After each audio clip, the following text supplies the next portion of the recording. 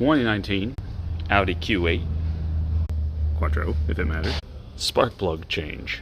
So I'm going to show you what I got thus far. This is a nightmare. This harness is right in the way of everything. You got to disconnect all the coil connectors, disconnect some connectors back here until you can get this harness to move up and down. You pull this clip down and it'll lift off. The other clip is just a suction thing. It sits on that ball, so just pull hard on it, it'll come up. As you can see, I got all the coils out because I pushed it up with just enough clearance to get the bolts out, and then I wiggled out the coils underneath. I think you could probably go above just as well.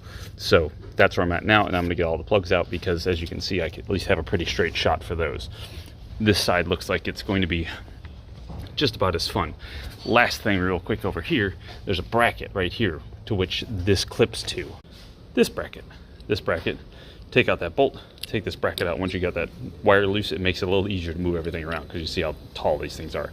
That's where that harness clips to.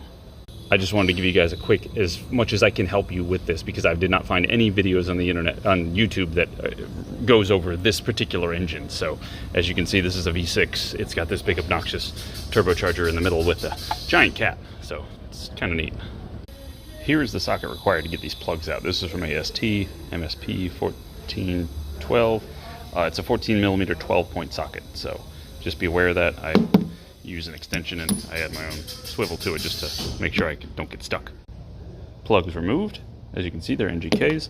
So here's where we have replacement NGKs. There's the part number if you need that. People will tell you that you have to gap them. Do not gap these. Do not stick anything in that area because these are iridium or whatever special material is there, and you can rub it off and ruin the spark plug. So these should come pre-gapped. Just eyeball it, make sure it looks like it's got a gap in it that looks similar-ish to the old one, and don't mess with them.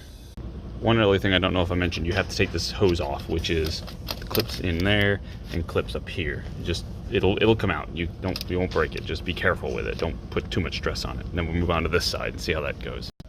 All right, I'm going to summarize this side up real quick. Yes, you can get it out without too much effort. I did opt to take these two ground wires loose because that lets you get this and move it up and down, and that allows you to get all the coils out and stuff, and you can just move this down, move this up. Just disconnect this out of the hole. There's not really a whole lot to take off this side. Of course, disconnect the coils, and then I unthreaded this wire out of this thing here and just worked it over here. So I hope this helps you get this done. It sucks. And as per usual, I will post videos when I find something interesting that I think will help you guys out with fixing a car. Have a great one.